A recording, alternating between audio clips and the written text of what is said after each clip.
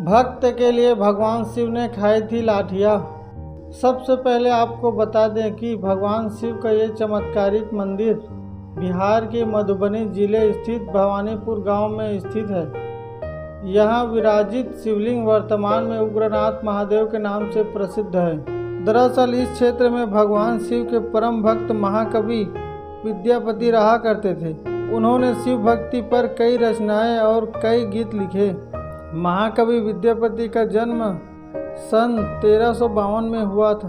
वे भारतीय साहित्य की भक्ति परंपरा के प्रमुख स्तंभों में से एक और मैथिली परंपरा के सर्वोपरि कवि के रूप में जाने जाते हैं।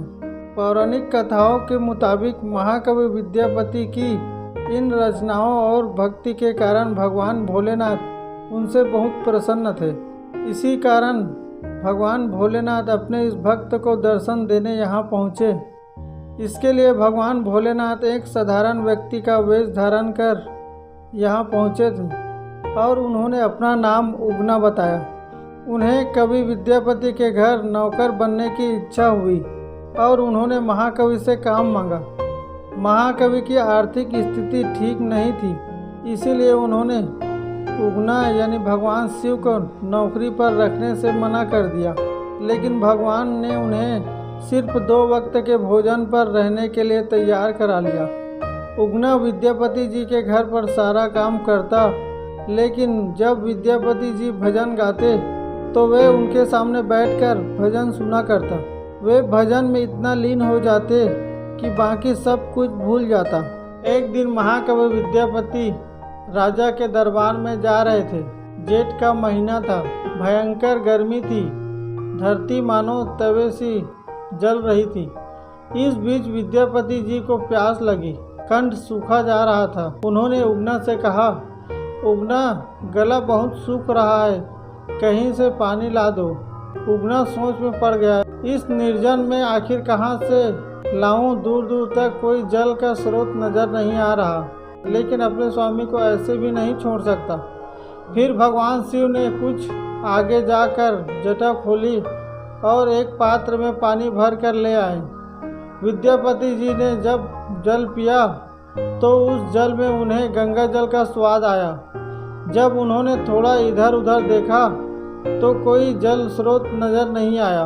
तब उन्हें थोड़ी शंका हुई, हो न हो ये उगना कोई सामान्य व्यक्ति ना हो। तो उन्होंने उगना को असली परिचय देने को कहा, लेकिन उगना टाल मटोल कर रहा था। आखिर विद्यापति जी भोलेनाथ कहते हुए उनके चरणों में गिर पड़े। फिर भगवान ने उन्हें अपना वास्तविक स्वरूप दिखाया। भगवान शिव ने महाकवि विद्यापति के साथ रहने की इच्छा जताई, लेकिन उनके लिए उन्होंने ये शर्त रखी कि वे तब तक ही विद्यापति के साथ रहेंगे जब तक किसी भी व्यक्ति को उनका वास्तविक परिचय पता नहीं लग जाता। विद्यापति ने भगवान शिव की ये शर्त मान ली और एक दिन की बात है, विद्यापति जी की पत्नी सुशीला खाना बना रही थी और विद्यापति जी भजन गा रहे थे। उगना उनके भजन को सुनने में मग्न था। तभी सुशीला ने उगना को आवाज़ दी, लेकिन उगना को होश कहाँ। जब 1-2 बार आवाज़ देने पर उगना नहीं आया तो सुशीला जलती हुई लकड़ी लेते हुए गुस्से में उगना की पिटाई करने लगी।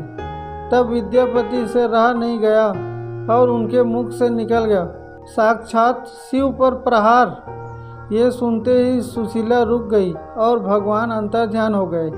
उनके जाते ही विद्यापति को एहसास हुआ कि उनसे भूल हो गई, लेकिन तब तक प्रभु जा चुके थे। इसके बाद विद्यापति पागलों की भांति उनको इधर उधर ढूंढने लगे। वन में, खेतों में खूब ढूंढा, लेकिन शिव नहीं मिले। उनकी ये दशा देख प्रभु को दया आ गई। भगवान शिव प्रकट हो गए और बोले, विद्यापति अब मैं तुम्हारे साथ इस रूप में नहीं रह सकता, लेकिन शिवलिंग के रूप में यहाँ रहूँगा। और इस स्थान पर शिवलिंग प्रकट हुआ, जो वर्तमान में बिहार के मधुबनी जिले स्थित भवानीपुर गांव में उग्रनाथ महादेव के नाम से प्रसिद्ध है।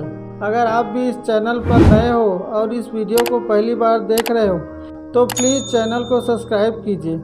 हम इसी तरह पौराणिक व शिक्षाप्रद कहानी लेकर आते हैं। धन्यवाद।